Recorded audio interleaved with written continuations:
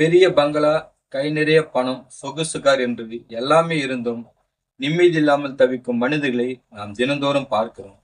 அதே நேரத்தில் அன்றாட வாழ்க்கை ஓட்டுவதற்கு கஷ்டப்படும் சிலர் எப்பொழுதும் முகத்தில் ஒரு புன்னகையோடு எந்த ஒரு கவலையும் இல்லாமல் நிம்மதியாகவும் வலம் வருவார்கள். ஏன் இந்த ஒரு வித்தியாசம்? மகிழ்ச்சி என்பது பணத்திலோ அல்லது நாம் வாங்கும் பொருட்களிலோ இல்லை என்றால் அது வேறு எங்குதான் இருக்கிறது? உலகிலே மிக நீண்ட காலம் வாழும் மனிதர்களை பற்றி கிட்டத்தட்ட 80 வருடங்களுக்கு மேலாக நடத்தப்பட்ட ஒரு நீண்ட கால உளவியல் ஆராய்ச்சியில் ஒரு அதிர்ச்சிகரமான உண்மையை கண்டுபிடித்திருக்கிறது. மகிழ்ச்சியாக வாழும் மனிதர்களின் அந்த 13 ரகசியங்களை பற்றி தான் நாம் இன்று வீடியோவில் பார்க்க போகிறோம். நீங்க ஒண்ணு கவனிச்சீங்களா? சில பேர் அவங்க வாழ்க்கையில பெரிய வசதிகளோ இல்ல சாதனைகளோ இல்லாம இருந்தாலும் கூட அவங்க எதையுமே ரொம்ப லைட்டா எடுத்துக்குவாங்க.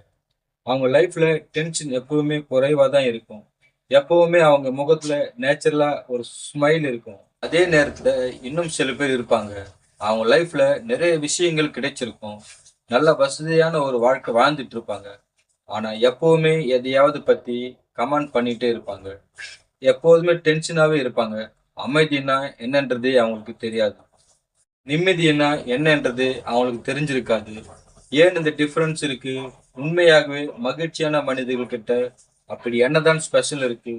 இன்னைக்கு நம்ம இந்த வீடியோல சந்தோஷமான மனிதருடைய முக்கியமான 13 குணங்களை பற்றி தான் முழுமையா பேச போறோம். இந்த 13 குணங்கள்ல எத்தனை குணங்கள் உங்ககிட்ட இருக்கு அப்படிங்கிறத நீங்களே பார்த்துக்கங்க.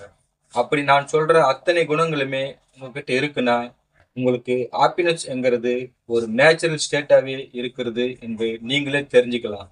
மகிழ்ச்சியான மனிதரிடம் நம்ம காமனா பார்க்கக்கூடிய முதல் குணம் என்னன்னா, அவங்க லைஃப்ல ஏற்கனவே இருக்கிற விஷயங்களை அவங்க ரொம்பவே அப்ரிஷியேட் பண்ணுவாங்க. ஒருத்தர் மனசுல சோகம், துக்கம் இதெல்லாம் எங்க இருந்து வரும்னு நினைக்கிறீங்க? தன்னையும் இன்னொருத்தரையும் கம்பேர் பண்ணிட்டு அவங்க கிட்ட அதெல்லாம் இருக்கு, அவங்களோட லைஃப்ல இந்த விஷயங்கள் எல்லாம் கிடைச்சிருக்கு அப்படின்னு பார்க்கும்போது தான் அவங்க மனசுல சந்தோஷம்ங்கிறது காணாம போகுது. ஆனா இந்த மகிழ்ச்சியான மனிதர்கள் என்ன பண்ணுவாங்கன்னா, அவங்க லைஃப்ல இன்னைக்கு அவங்களுக்கு கிடைச்சிட்டு இருக்கிற சின்ன சின்ன விஷயங்களுக்கும் நன்றி உணர்வோடு இருப்பாங்க. இந்த கிராடியூட் அப்படிங்கிற நன்றி உணர்வு ஒருத்தருடைய மைண்ட் செட்ல மிகப்பெரிய மாற்றத்தை கொண்டு வரக்கூடியது. இது ஒருத்தருக்குள்ள நல்ல பாசிட்டிவ் எமோஷன்ஸ் கிரியேட் பண்ணும். அது மட்டும் இல்லாம யார் ஒருத்தர் தன்னுடைய லைஃப்ல இருக்கிற ஒவ்வொரு விஷயத்தையும் கொண்டாட கத்துக்கிறாங்களோ அவங்களுடைய ரிலேஷன்ஷிப் ரொம்பவே பெட்டரா இருக்கும் அப்படின்னு பல ஆராய்ச்சிகள் சொல்லுது. ஏன்னா இந்த மாதிரி மனிதர்கள் இயல்பாகவே என்ன பண்ணுவாங்கன்னா, மற்றவங்க கிட்ட பழகும்போது அவங்க கிட்ட என்னென்ன குறைகள் காணலாம் அப்படின்னு பார்க்கறது கிடையாது. எந்த விஷயங்கள் எனக்கு பிடிச்சிருக்கு, எந்த விதத்துல எல்லாம் இவங்க என்னுடைய லைஃப்ல சந்தோஷமா மகிழ்ச்சியா பார்த்துப்பாங்க அப்படிங்கறத மட்டும்தான் பார்ப்பாங்க. அடுத்ததா இவங்க கிட்ட பார்க்கக்கூடிய இன்னொரு முக்கியமான குணம் தான் மீண்டெழும் தன்மை, அதாவது ரெசிலியன்ஸ். மகிழ்ச்சியான மனிதர்கள் லைஃப்ல பெருசா எந்த பிரச்சனைகளும் வராம வாழ்கிறார்கள் அப்படின்னு நீங்க நினைச்சா அதுதான் கிடையாது. அவங்களுக்கும் எல்லோரையும் போல வாழ்க்கையில சுக துக்கங்கள், வெற்றி தோல்விகள் இது அனைத்தையும் பார்க்கறாங்க. ஏன் சில சமயங்கள்ல அவங்க அடிமட்டத்துக்கு போறதுக்கு கூட வாய்ப்புகள் இருக்கும். ஆனா அவங்க கிட்ட இருக்கிற ஒரே சின்ன வித்தியாசம் என்னன்னா, அவங்க ஒவ்வொரு முறை கீழே விழுந்தாலும் அடிமட்டத்துக்கு போனாலும் திரும்பவும் எழுந்து நிக்கிறாங்க. இந்த ரெசிலியன்ஸ் அப்படிங்கிறது ஒரு மனிதனுடைய ஸ்ட்ராங்கான கேரக்டரை சொல்லுது. யார் ஒருத்தர் எந்த சூழ்நிலையா இருந்தாலும் அதுக்கு ஈஸியா அடாப்ட் பண்ண கத்துக்கிறாங்களோ, அங்க இருக்கிற சூழ்நிலைக்கு ரொம்ப இயல்பா தன்னை பொருத்திக்கிறாங்களோ, அவங்க லைஃப்ல அதிக மகிழ்ச்சியா இருக்காங்க. ஏன்னா இந்த அடாப்ட்ல இருக்கிறது எந்த ஒரு சவாலான சுச்சுவேஷனையும் அவங்க தங்களை நிலைப்படுத்திக்கிறதுக்கு ரொம்ப உதவியா இருக்கும். மகிழ்ச்சியான மனிதர்களுக்கான அடுத்த குணம் என்னன்னா, அவங்க எல்லார்கிட்டயும் ரொம்ப அன்பா இருப்பாங்க. எந்த ஒரு எதிர்பார்ப்புமே இல்லாம மற்ற மனிதர்கள் மேல, உயிரினங்கள் மேல அன்பா இருக்கக்கூடியவங்க. எப்பவுமே மகிழ்ச்சியா இருப்பாங்க. அவர்களுக்கு நிறைய பேர் துரோகம் செஞ்சிருக்கலாம். அவங்களுடைய அன்பை மிஸ்யூஸ் பண்ணிருக்கலாம். ஆனா இது எதுவுமே அவங்கள அன்பு காட்டுறதுல இருந்து தடுத்திருக்கவே செய்யாது. ஏன்னா ஏமாத்துறதும் அட்வான்டேஜ் எடுக்கிறதும் மற்றவங்களோட இயல்பா இருந்தா அவங்கள நேசிக்கிறது என்னுடைய இயல்புன்னு அதை ரொம்ப ஈஸியா கடந்து போயிடுவாங்க. எந்த எதிர்பார்ப்பும் இல்லாத அன்பு தான் அவங்கள அந்த மகிழ்ச்சியிலே நிலையா வச்சிருக்குது. அதே போல இவங்க அவங்கள அதிக புரிதலோடு பார்க்கறாங்க. இதுக்கு பேரு தான் செல்ஃப் கம்பேஷன். இப்போ சப்போஸ் அவங்க ஒரு தவறு செஞ்சுட்டாலோ, இல்ல சில இடங்கள்ல தவறான வார்த்தைகளை சொல்லிட்டாலோ, அவங்க இவங்கள திட்டுறதில்ல. அவர்கள புரிஞ்சுக்கிட்டு, அன்னைக்கு இருக்கிற சூழ்நிலையில அந்த மாதிரி ஆயிடுச்சு. அதை விட்டுட்டு நம்ம அடுத்த கட்டத்துக்கு நகரலாம்னு அவங்களே அவங்கள மெல்ல தேத்திக்கிறாங்க. இந்த விதமான பாசிட்டிவ் செல்ஃப் டாக் மகிழ்ச்சியான மனிதர்களை எப்பவுமே நிம்மதியா வச்சிருக்கு. அடுத்து மிக முக்கியமான குணம் தான் கியூரியாசிட்டி. அதாவது எந்த விஷயத்தையும் ஆர்வத்தோடு அணுகும் ஒரு தன்மை. தினசரி அதே வேலைகளை தான் நம்ம செஞ்சுக்கிட்டு இருக்கிற மாதிரி இருக்கும். ஆனா உண்மையாகவே ஒரு மகிழ்ச்சியான மனிதர் என்ன பண்ணுவார்னா, அவர் டெய்லி பண்ற அதே ஆக்டிவிட்டிஸ்குள்ளேயே எப்படி தன்னுடைய ஆர்வத்தை புகுத்துறதுன்னு பார்ப்பாரு. புது புது விஷயங்களை ட்ரை பண்ணுவாரு. ஆபீஸ்ல ஒரே மாதிரி வேலை பார்த்துட்டு இருக்கிற எத்தனையோ பேருக்கு ஈஸியா போர் அடிச்சிரும். ஆனா ஒரு மகிழ்ச்சியான மனிதர் அதே வேலையை பார்க்கும்போது அந்த வேலையில வேற என்னென்ன சின்ன சின்ன இம்ப்ரூவ்மெண்ட் கொண்டு வரலாம், இல்ல புதுசா ஏதாவது ஒரு ஸ்கில் கத்துக்க முடியுமா அப்படின்னு சீரியஸா ஈடுபடுவாரு.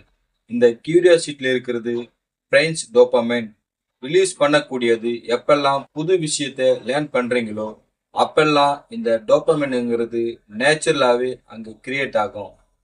அடுத்ததாக ஆப்டிமிசம், அதாவது எந்த விஷயத்தையும் நல்ல எதிர்பார்ப்போடு அணுகுகிறது. ஆப்டிமிசம்ங்கிறது பிளைண்டா எல்லாத்தையும் பாசிட்டிவா பார்க்கிறது கிடையாது. அது ரியலிஸ்டிக்கான ஒரு நம்பிக்கையோட இருக்கிறது. அவங்க சூழ்நிலையை அப்படித்தான் இருக்குன்னு அக்செப்ட் பண்ணிப்பாங்க. ஆனா அதுல ஸ்டக் ஆக மாட்டாங்க. எந்த விதமான ஃபியூச்சர் வந்தாலும் சரி, அது என்னால் ஹேண்டில் பண்ண முடியும்னு நம்பிக்கையோடு இருக்கிறது தான் ஆப்டிமிசம். மகிழ்ச்சியான மனிதர்களிடம் இருக்கக்கூடிய அடுத்த மிக முக்கியமான குணம்தான் மன்னிக்கும் தன்மை. நீங்க உங்க மனசுக்குள்ள எந்த அளவுக்கு கோபத்தையோ வருத்தத்தையோ ஆட் பண்ணிக்கிட்டே இருக்கீங்களோ, அது உங்களுக்குள்ளேயே ஒரு பாரத்தை கிரியேட் பண்ணிடும். யார் ஒருத்தர் தனக்குள்ள கோபத்தை ரொம்ப நாளைக்கு வச்சுக்கிறாங்களோ, அவங்களுடைய உடம்புல ஸ்ட்ரெஸ் ஹார்மோன்கள் அதிகமா சுரக்குது. ஆனா யார் ஒருத்தர் அவங்க லைஃப்ல எல்லாரையும் ஈஸியா மன்னிச்சுக்கிறாங்களோ, அவங்களுடைய மனநிலை ரொம்பவும் ஆரோக்கியமா இருக்கும். மன்னிக்கிறது அப்படிங்கிறது உங்களுக்குள்ளே நீங்க எமோஷன்ல இருந்து ஒரு டிடாக்ஸ் பண்ணிக்கிற மாதிரி தான். இங்கே தான் நம்ம அந்த உலக புகழ்பெற்ற நீண்ட கால ஆராய்ச்சியை பற்றி பார்க்க வேண்டும். கிட்டத்தட்ட 80 வருஷங்களுக்கு மேலாக நடத்தப்பட்ட அந்த பெரிய ஆராய்ச்சியின் முடிவுல ஒரு விஷயம் தெரிய வந்தது. மனிதனின் உண்மையான மகிழ்ச்சிக்கு காரணம் அவனிடம் இருக்கும் பணமோ, புகழோ அல்லது பெரிய சாதனைகளோ கிடையாது. அவனுடைய அர்த்தமுள்ள உறவுகள் மட்டும்தான். ஜப்பான்ல இருக்கிற ஒக்கினவா கிராமத்துல தான் உலகத்திலே நீண்ட ஆயுளோடு வாழக்கூடிய மக்கள் நிறைய பேர் இருக்காங்க. அங்க இருக்கிற மக்கள் எல்லாரும் ஒன்று கூடி அவங்களுக்குள்ள இருக்கிற சின்ன சின்ன சந்தோஷங்களை பகிர்ந்துக்கிறாங்க. ஒருத்தருக்கு ஒருத்தர் உதவியா இருக்காங்க.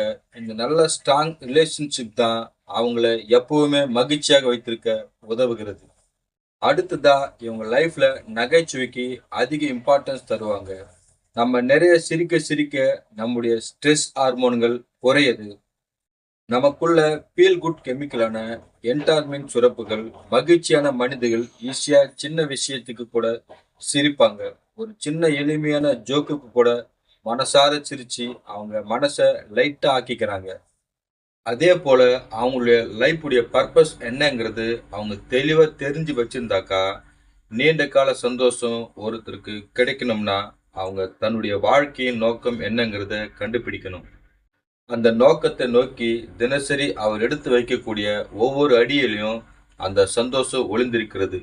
சூழ்நிலை எப்படி இருந்தாலும் சரி, அதுக்கு ஏத்த விதத்துல அவங்கள ஈஸியா அடாப்ட் பண்ணிக்க முடியும். மகிழ்ச்சியான மனிதர்களுக்குன்னு தனியா ஒரு பாசிட்டிவ் சர்க்கிள் இருக்கு. நீங்க என்ன மாதிரி மனிதர்கள் கூட இருக்கீங்களோ, அவங்களுடைய பிஹேவியர் தான் உங்களுடைய எண்ணங்களையும் இன்ஃப்ளூயன்ஸ் பண்ணும். இந்த மகிழ்ச்சியான மனிதர்கள் தன்னை சுத்தி எப்பவுமே பாசிட்டிவான மனிதர்கள் இருக்கும்படி பார்த்துக்கிறாங்க. கடைசியான மற்றும் மிக சிறந்த குணம் என்னவென்றால், அவங்க அதிக நேரத்தை பிரசன்ட் மொமெண்ட்லே, அதாவது இந்த நிகழ்காலத்திலே செலவிடுறாங்க. பொதுவா நம்முடைய உடம்பு வேணா இங்க இருக்கலாம், ஆனா மனசு பாஸ்ட்ல இல்லைன்னா ஃபியூச்சர்ல அலைப்பாய்ந்துக்கிட்டே இருக்கும்.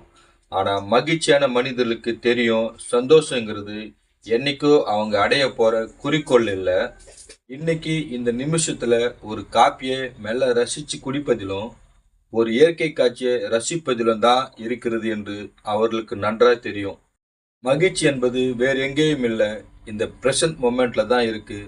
உங்களுடைய வாழ்க்கையும் மகிழ்ச்சியாக மாற வேண்டும் என்றால் இந்த குணங்களை கொஞ்சம் கொஞ்சமாக உங்களுக்குள்ள கொண்டு வாருங்க. நன்றி, வணக்கம்.